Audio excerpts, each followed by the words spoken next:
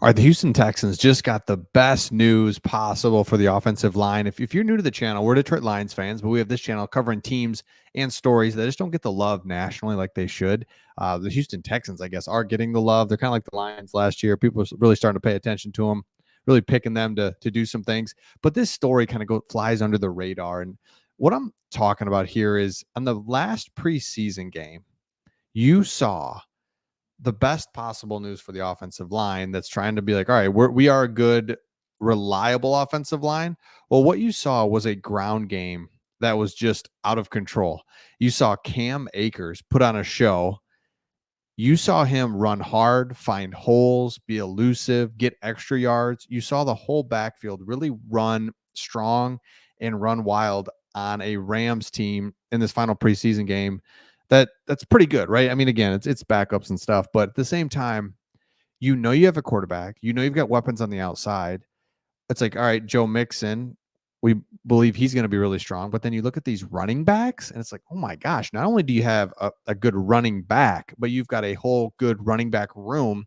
And now this offensive line can really settle in, because one of the things I really believe is that you got to have a good quarterback. That obviously helps your offensive line, but a running back too. I mean, think about that. You're not going to get a perfect block every single play. So when you miss a block or a guy does something that you're kind of not expecting and he gets through a little bit and the running back can make him miss, then you pick up 6 yards when it should have been a loss of one.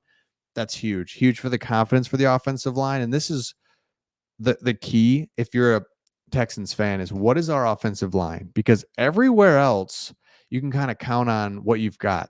Look defensively. And we'll look at this defensively a little bit deeper here at the second half of this video. But defensively, not a lot of question marks. Offensively, quarterback, weapons on the outside, running back is now there. Can the offensive line protect, do its job? Because that's kind of where it always starts and ends anyway. But if it can, then you know you've got the guys to make it happen. So let's take a look here at what this was. So um both on the ground, he punishing end to a 23-yard run was a memorable one, just like his 7-yard catch that featured a bevy of spin moves. Akers said you might want to check on them. The other running backs were just as locked in. J.J. Taylor, love it. British Brooks, who we've been talking about out of North Carolina, is kind of undrafted free agent that will probably be on the practice squad 5 times, 25 yards, 5 yards a carry. Like, it's huge. Akers said, I just came to work. I got great guys I can look up to and feed off, and great coaches, great culture. Just come in, play ball, make some plays. So overall, Houston went for 155 on 27 carries. It was the most productive day running the ball in the 4 preseason games for the Texans. And they were in the, got it, 4 preseason games. Love it. So here's when you look at it, when you look at that 53-man roster projection and you look at, okay, Joe Mixon, check. Dameon Pierce, who they're hoping to have a bounce back year, be even better than he was last year. Cam Akers. Look at these top 3 guys. Man, that's huge for the offensive line to gain confidence and know they've got really good players behind them. We'll go through the rest of this 53-man roster projection, but I wanted to shift over to, I was talking about the defense. Check out what Matthew Stafford had to say about the defensive backs of the Houston Texans. And this is huge because, again, he was asked about them. So is he going to just say they suck? No. But at the same time, to really kind of go above and beyond and give them a really high praise is really awesome, because you got to stop the run. I mean, we cannot forget that. In the National Football League, you got to stop the run, but you've also got to, you can't give up big plays, and you got to be sticky on defense, on the secondary, on the back end. So Stafford said really talented, the whole back end. It's a really talented group. Shoot, I don't know if they're all first-round picks, second-round picks, what they are. They fly around. They're smart. They're asking me questions after the period. What did you see? This and that and the other.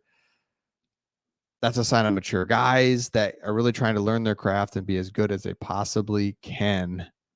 Man, love that. Then also, McVay said, I'm super impressed with Stingley from where he was coming out of LSU, the production. Petrie is a guy that you can see is really good.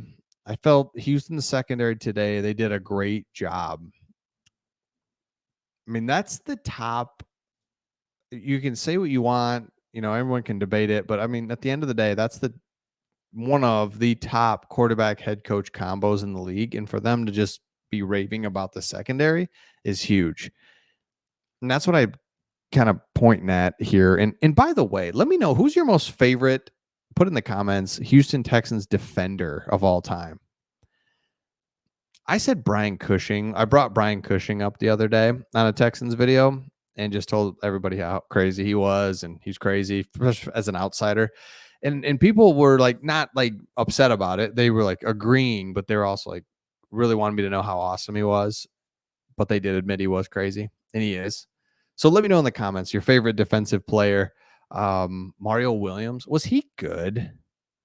Wasn't he supposed to be better than he was? I'm just trying to think. I feel like he was solid, but everybody wanted him to be like the greatest thing ever. Help me out in the comments on that one. Okay. Defensively, the Houston Texans have a good defensive line. Linebackers are there. Secondary is really strong. You have a defensive-minded head coach. You're not going to ever just be out of the game. You know what I mean? You're never just going to be like, I don't know, give up 50. Like, that's just not going to happen with the coach that you have and the defensive personnel that you have. So if you can run the ball, protect CJ Stroud, let this offensive line just do its thing, the Texans are going to be really good. Now, the Lions actually go and visit the Texans later in the season. Can't wait to see that one. That's going to be, I want to say it's a Sunday night game, or I think it's a Sunday night game. Yeah. So that'll be awesome. So really some cool, big, meaningful games for the Texans this season. That's basically what it comes down to, and that's what we're going to see. And that's, again, I probably ranted on this before, but that's what it's all about in the NFL season and being a fan. You just want to have meaningful games late in the season. You don't want your season to be over at week 10 when you're 2-8 and it's just like, I don't know, can't watch this anymore. It just ruins your fall, ruins your winter months, the start of winter.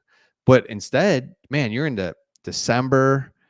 It's Christmas. You're playing a huge Christmas Eve game. You got the family over, turkey, ham, whatever it is, and you're pumped to watch the Texans play against the Colts.